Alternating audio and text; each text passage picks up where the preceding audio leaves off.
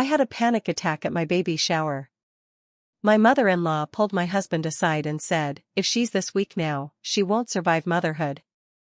When I got home, my bags were already packed. He said, "They're right. You're not stable." I stood on the porch in slippers, 6 months pregnant. Then I remembered what was still in that nursery drawer. I never expected to tell this story. Not out loud. Not to anyone. But maybe it'll help someone. Maybe just writing it will help me finally breathe again. I live in Oak Ridge, Tennessee. Small town. People know each other's business. You can't even get a coffee without running into someone you went to high school with.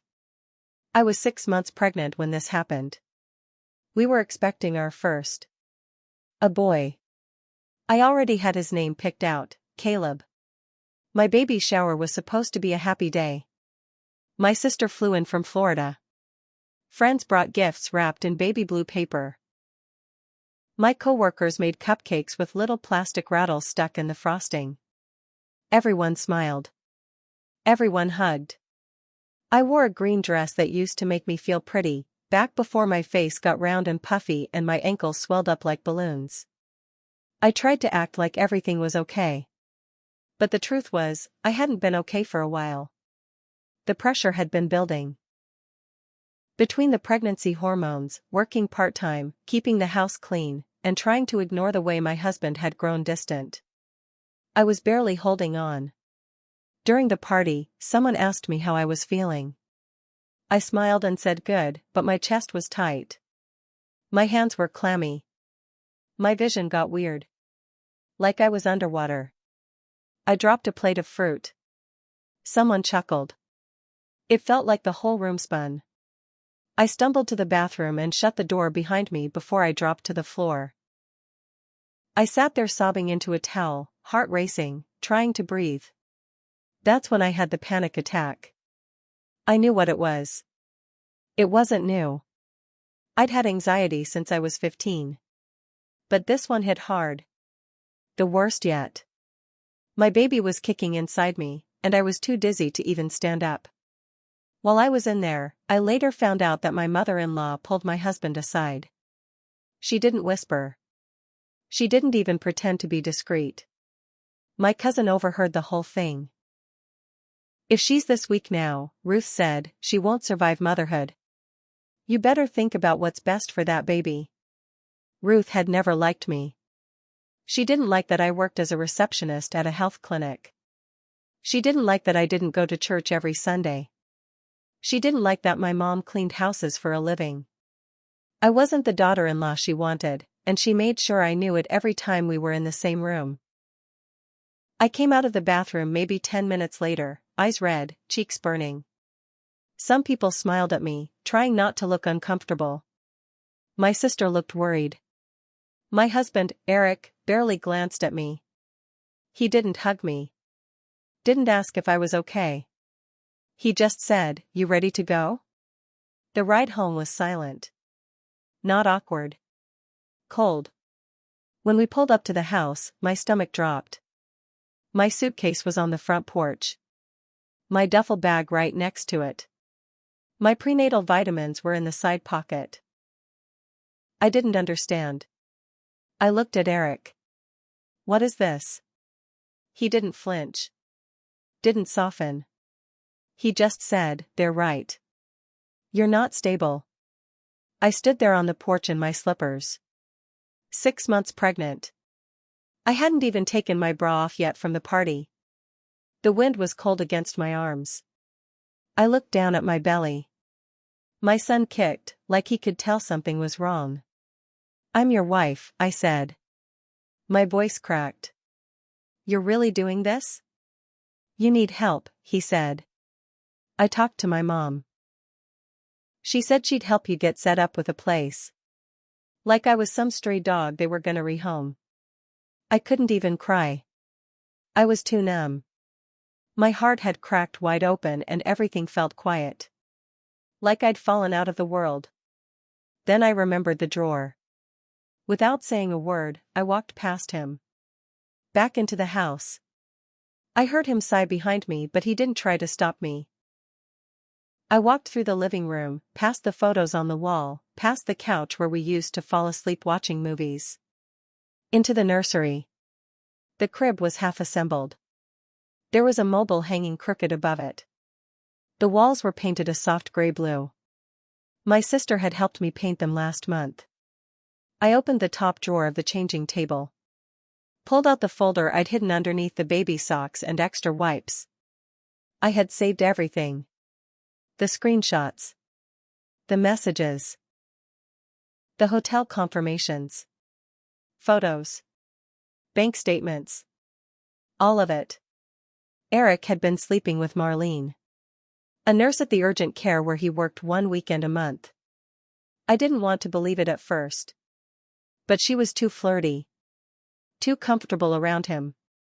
And he started working longer shifts on weekends. Started guarding his phone. Started turning away from me in bed. I hired a friend of my brother's to check it out.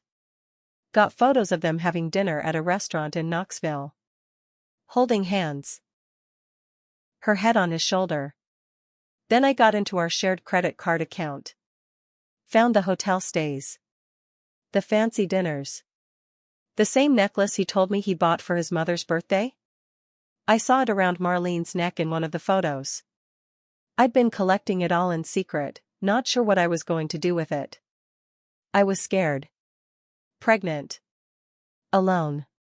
But now I knew exactly what I needed to do. I walked back outside. Eric was still standing there, arms crossed. I held the folder up. "You think I'm unstable?" I asked. "You have no idea what I'm capable of." He blinked. "What is that?" "Proof," I said. "You'll see soon enough." And I left. I got in my sister's rental car and we drove away. But I wasn't going to disappear. I had a plan. I stayed at my sister's Airbnb for 2 nights. She wanted me to go back to Florida with her, just until I had the baby. But I wasn't leaving Oak Ridge. Not yet. I had work to do. The next morning, I called a lawyer. Not just any lawyer. Debbie Carter. She was known around town for handling ugly divorces, and for not backing down. Her office was inside a red brick building behind the post office. I told her everything. About the panic attack. About Eric kicking me out. About Marlene. About the folder. She listened, calm and quiet, and then asked me the most important question: "Do you want custody?" I told her yes. Full custody. And the house. Debbie leaned back in her chair, steepled her fingers, and said, "Then we start now. You have the proof. And I've got the paperwork." We filed immediately. Tennessee favors stability for the child, and booting your pregnant wife out of the house doesn't look great in front of a judge. Especially when the wife has evidence of cheating. Eric had no idea what was coming. I didn't even tell him. I let Debbie's office serve him at work. I wish I could have seen his face when he opened the envelope in the break room. That night, he called me. "What the hell is this?" He barked into the phone. I didn't answer right away. I just let him yell for a second. Then I said, "You made your choice. I'm just following through. You're trying to take everything from me. You left me standing on a porch. Pregnant. In slippers." He was quiet after that. 3 days later, I got a call from Ruth. I let it go to voicemail. Her message was short: "You need to stop. You're tearing this family apart. You're lucky Eric even gave you a chance." That was when I knew I had to go deeper. So I did. I remembered something Ruth had said back at Thanksgiving, something about helping Eric pay off his student loans. I went back through our finances. Eric had always handled the bills, but I still had access. I started digging. And that's when I found it. Eric hadn't just cheated. He'd taken out a second mortgage on the house. Behind my back. Forged my signature. The funds? Nearly $35,000. Paid directly into an account under his name. The same account he used to pay for hotel rooms and dinners with Marlene. I took everything to Debbie. She stared at the papers like she'd struck gold. "This is felony fraud," she said. "We can take this to the DA." But I didn't say yes. Not yet. I wanted him to sweat. So instead, I had Debbie send one more letter. It gave him a choice: sign the house over to me, give up custody, and walk away with no charges, or I go straight to the police. 3 days went by. Nothing. Then on the 4th day, I woke up to pounding on the Airbnb door. It was Eric. His eyes were red. His hair a mess. He looked like he hadn't slept. "I need to talk," he said. I didn't invite him in. I stepped out onto the porch, arms folded. "You win," he said. "Okay? Just, please. Don't ruin me." I didn't say anything. He handed me a signed document. Debbie's letter. Everything agreed to. "I loved you," he said, like that meant something now. "You left me when I needed you most," I replied. "You made your bed." And then I walked back inside and shut the door in his face. But I wasn't done. Because I had one more surprise planned. A week after he signed the papers, I was still waiting for it to feel like a win. I had the house. I had full custody on paper. The judge granted me an emergency order, so Eric couldn't contact me directly anymore. I moved back into the house with my sister's help. We scrubbed the nursery. Took down the mobile he picked out. Replaced the bedding with something I chose myself. Something clean. But it still felt like there was unfinished business. Then I got a call from a blocked number. I let it go to voicemail. A few minutes later, I listened. It was Marlene. "You think you're clever?" she said. Her voice was sharp, almost shaky. "You think you can just destroy someone's life and walk away? You don't even know the full story. You should be thanking me." That was it. No name. No threat. Just that weird, smug tone. Like she knew something I didn't. I played that voicemail 10 times. And then I started wondering. Why would she say I didn't know the full story? I thought I did. I thought Eric was just weak, cheating with a woman who stroked his ego while I waddled around pregnant and exhausted. But her voice, it sounded like she thought she had some kind of moral high ground. That's when I remembered something else. One time, back in February, Eric had gotten a text while we were out grocery shopping. He flinched, turned his phone over quickly. I asked who it was. He said work stuff. Later, I remembered the name that flashed on the screen. Not Marlene.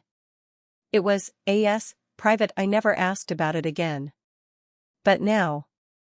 I opened the folder. Dug through the financial records. I'd missed it before, but I found 2 PayPal transactions that didn't make sense. One for $500. One for $300. Sent to a name I didn't recognize, Ava Stenwick. I searched the name online. And my stomach turned.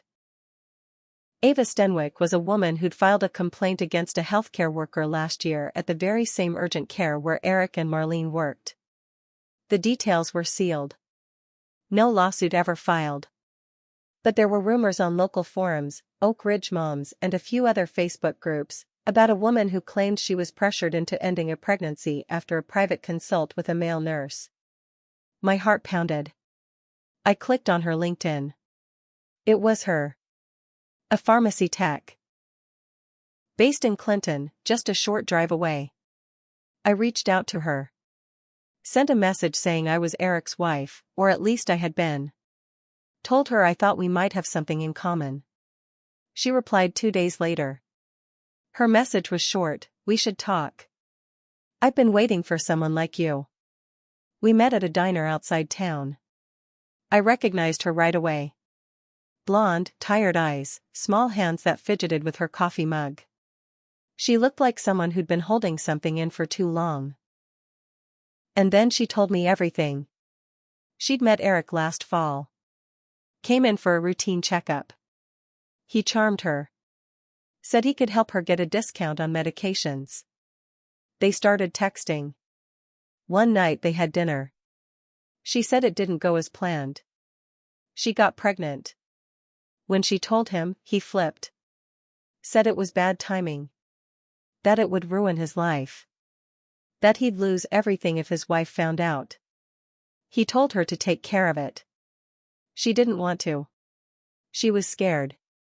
Alone. But he kept calling, pressuring her.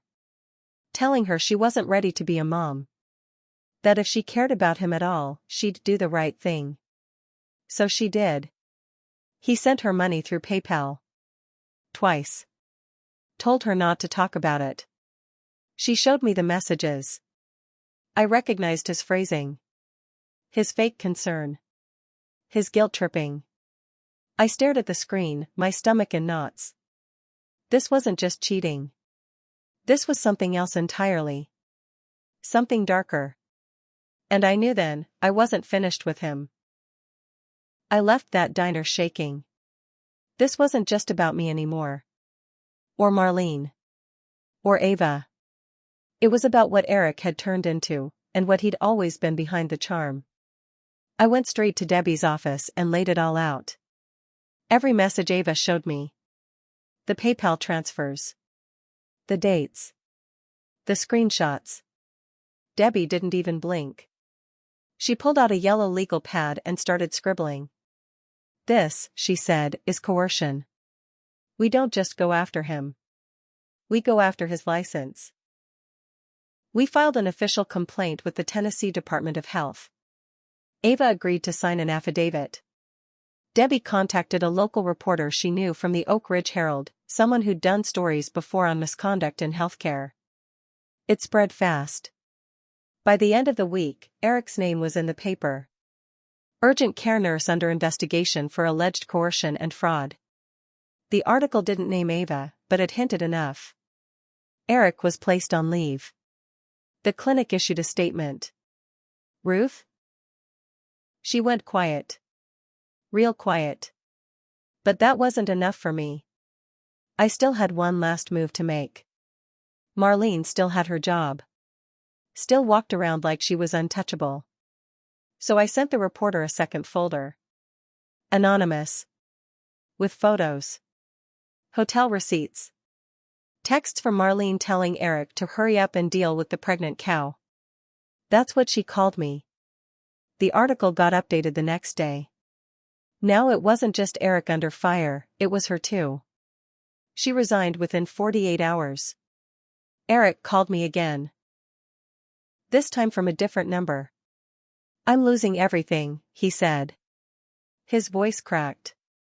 You don't understand what you've done. No, I said. You don't understand what you did. You pressured a woman into ending her pregnancy. You cheated. You lied. You stole from me.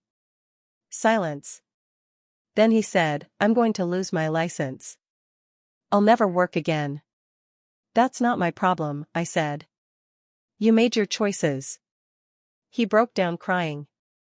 For a second, I felt something. Not pity. Not sympathy. Just the memory of the man I thought I married. But I shut that door in my heart and hung up.